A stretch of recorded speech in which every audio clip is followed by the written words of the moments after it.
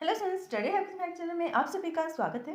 जैसे कि इससे प्रीवियस वीडियो में हमने टॉपिक किया था application areas of an expert system. ये जो छोटे से टॉपिक्स रहते हैं model based and rule based, इस जो बहुत रेयर चांस होता है लॉन्ग क्वेश्चन में आने में। मोस्टली ये 3 to 4 मार्क्स वाले क्वेश्चंस में ही आते हैं, बट हाँ, ऐसा भी हो सकता है कि जो क्वेश्चंस नहीं आ रहे हैं प्रीवियस ईयर्स में लॉन्ग में, वो इस बार आ जाए। तो हमें इसको भी प्रिपेयर करना चाहिए 8 मार्क्स के अकॉर्डिंग। 16 मार्क्स का नहीं तो कम से कम 8 मार्क्स का तो हम इसको प्रिपेयर करेंगे। तो आज का जो टॉपिक रहेगा वो होगा what do you mean by the rule based expert system. Rule based expert system हमने नॉलेज बेस्ड में भी पढ़ा था, बट इसमें इसको थोड़ा डिटेल में हम डिस्कस करेंगे। What do mean by the rule based expert system, explain its advantages and disadvantages. Rule based expert system क्या होता है, उसकी एडवांटेजेस और डिसएडवांटेजेस को डिस्कस करेंगे। तो चलिए फटाफट से वीडियो को स्टार्ट करते हैं और देखते हैं rule based expert system. Rule-based expert system use the human expert knowledge to solve the real-world problem that normally would require to the human intelligence। इसके कहने का मतलब है रूल बेस्ड एक्सपर्ट सिस्टम क्या होते हैं, जो ह्यूमन एक्सपर्ट की नॉलेज का यूज करके किसी न किसी प्रॉब्लम को सोल्व करते हैं। मीन्स अपना माइंड नहीं लगाते, जो उनको सिखाया गया है या फिर जो ह्यूमन एक्सपर्ट है जो उसको बना रहा है, बिल्ड कर रहा है, उसी के माइंड का, उसी के इंटेलिजेंट का वो यूज करता है। जैसे कि सपोज करो कि एक एक्सपर्ट है, वो एक्सपर्ट सिस्टम को डेवलप कर रहा है। अब जो जो चीज़ उस एक्सपर्ट को पता होगी, जो उसकी खुद की नॉलेज होगी, वही तो वो उस एक्सपर्ट सिस्टम में डालेगा। अगर एक सिंगल पर्सन बना रहा है तो वो सिर्फ उतना ही डेवलप कर पाएगा उस एक्सपर्ट सिस्टम को जितनी उसकी खुद की नॉलेज होगी। ये बात तो मानते हो, है ना? तो जितनी नॉलेज उस एक्सपर्ट में है उतनी ही नॉलेज एक्सपर्ट सिस्टम में भी है। दोनों की नॉलेज इक्वल है। तो अब जैसे कि एक ह्यूमन एक्सपर्ट उसको सोल्व करेगा प्रॉब्लम को, उसी तरह से ही एक्सपर्ट सिस्टम भी प्रॉब्लम को सोल्व करेगा। क्यों करेगा? सेम नॉलेज उसके पास है एक्सपर्ट सिस्टम के पास, और सेम ही एक्सपर्ट सिस्टम को बनाने वाले एक्सपर्ट के पास भी है। दोनों की नॉलेज इक्वल है। फिर तो चाहे एक्सपर्ट प्रॉब्लम को सोल्व करे या एक्सपर्ट सिस्टम सोल्व करे, दोनों का माइंड सेम ही यूज होगा उस प्रॉब्लम को सोल्व करने में, जो एक रियल वर्ल्ड की प्रॉब्लम है।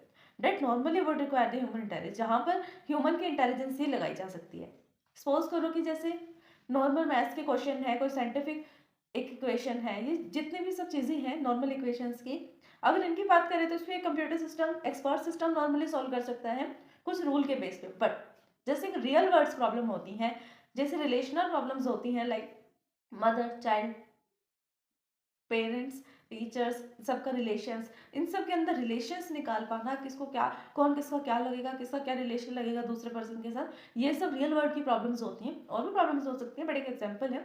यहाँ पर सॉल्व करने के लिए ह्यूमन इंटेलिजेंस का ही यूज किया जा सकता है, क्योंकि एक्सपर्ट सिस्टम को तो नहीं पता ना कौन किसका क्या है। उसको तो हमें रिलेशनल बनाने के लिए भी एक एल्गोरिथम लिखकर, रिलेशनल प्रॉब्लम्स को सोल्व करने के लिए, रियल लाइफ में प्रॉब्लम सोल्व करने के लिए भी एक प्रोग्राम लिख कर देना पड़ेगा एल्गोरिथम का यूज करके, जिससे वो उसको सोल्व कर पाए। तब भी ये नहीं पता कि वो एग्जैक्ट सॉल्यूशन दे पाएगा या नहीं दे पाएगा। Expert knowledge is often represented in the form of rule. जो भी एक्सपर्ट होगा, जिसने उस एक्सपर्ट सिस्टम को बनाया है, वो रूल के फॉर्म में, number of rules, set of rules के फॉर्म में ही नॉलेज प्रोवाइड कर रहा है एक्सपर्ट सिस्टम को as data within the computer, जो कंप्यूटर में डेटा है।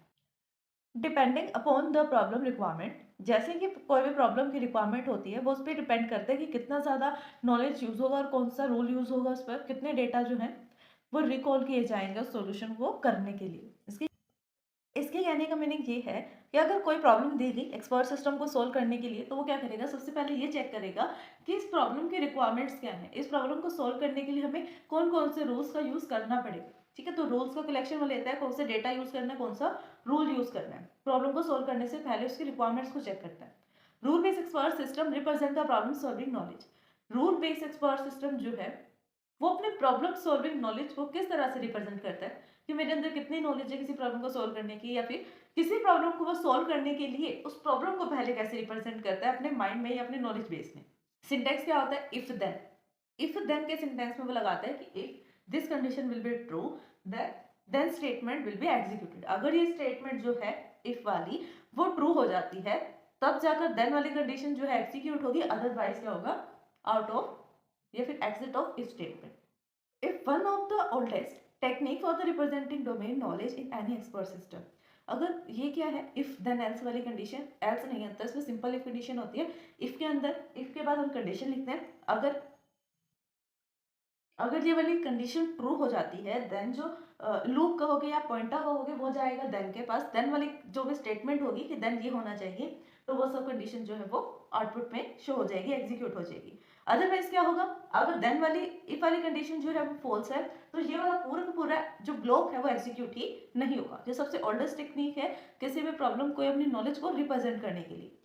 It is also one of the most natural and widely use practical experiment expert system. ये सबसे ज्यादा प्रैक्टिकली यूज होने वाला एक्सपर्ट सिस्टम है और वाइडली यूज होता है, मतलब हर जगह पर मोस्टली इसी को यूज किया जाता है क्योंकि हम कंडीशंस पर बेस करते हैं। किसी भी चीज को लेकर चलो आप कंडीशन आप उसमें जरूर लगाते हो, है ना।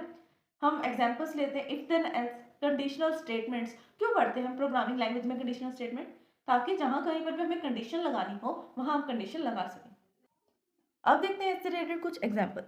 एग्जांपल में क्या है, ये एग्जांपल नंबर 1 है।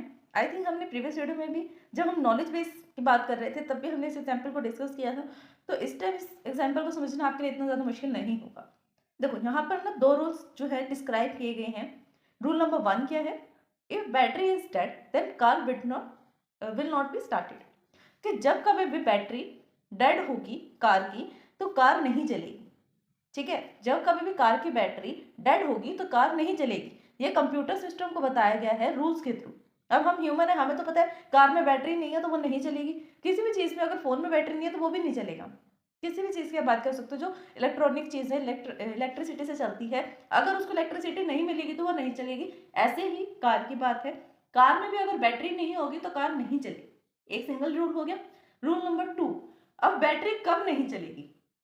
एक तो रूल हमें पता लग गया, बैटरी नहीं है, बैटरी डेड है तो कार नहीं चलेगी, ये सिंपल रूल है। अब सेकंड रूल पे आ जाओ, if battery voltage is below then 10 voltage. अगर बैटरी की वोल्टेज जो है वो 10 वोल्ट से कम होती है, ये सुनने वाली बात है, ध्यान से सुनना। ये ह्यूमन तो इजिली पता कर सकते हैं, हमें तो पता है कि कैसे कैसे काम होता है सारा, बट एक कंप्यूटर सिस्टम को सिखा पाना एल्गोरिदम्स के थ्रू, रूल्स के थ्रू बहुत डिफिकल्ट हो जाता है। If battery voltage is below then 10, अगर बैटरी की वोल्टेज 10 से कम है तो बैटरी डेड हो जाएगी, और बैटरी डेड हो जाएगी तो कार नहीं चलेगी। अब ये दोनों जो रूल्स है वो आपस में लिंक है ना, लिंक। तो इन्हीं रूल्स के लिंकेज को यूज करके ही एक प्रोग्राम लिखा जाएगा। वो प्रोग्राम क्या करेगा, प्रॉब्लम सॉल्विंग में हेल्प करेगा एक्सपर्ट सिस्टम की। They are the 2 approach for controlling the influence in rule based expert system. अब रूल बेस्ड एक्सपर्ट सिस्टम में 2 टाइप्स की अप्रोचेस को हम यूज करते हैं किसी भी प्रॉब्लम को सोल्व करने के लिए। अब वो कौन कौन सी अप्रोचेस होंगी वो देखते हैं। अप्रोचेस, फर्स्ट अप्रोच है फॉरवर्ड चेनिंग, सेकंड अप्रोच है बैकवर्ड चेनिंग। फॉरवर्ड चेनिंग में क्या होता है, हम फॉरवर्ड आगे की तरफ मूव करते हैं इनिशियल पॉइंट से। बैकवर्ड चेनिंग में क्या होता है, गोल पॉइंट से हम बैकवर्ड की तरफ मूव करते हैं। अब इन सब दोनों पॉइंट्स को हम नेक्स्ट वीडियो में डिस्कस करेंगे, जितने भी अप्रोचेस हैं। आज की वीडियो के लिए बस इतना ही। आई होप की वीडियो आपको अच्छी लगी होगी, समझ में आई होगी, इन्फॉर्मेटिव लगी। वीडियोस को ध्यान से देखिए, आपको ईच एंड एवरी टॉपिक आसानी से क्लियर हो जाएगा। अगर फिर भी इस वीडियोस को समझने में कुछ आपको प्रॉब्लम आती है, कुछ डाउट आता है, देन आप हमें कमेंट कर सकते हैं और पूछ सकते हैं। वीडियोस को लाइक, शेयर, सब्सक्राइब करना, कमेंट करना ना भूलें। Thanks for watching my video.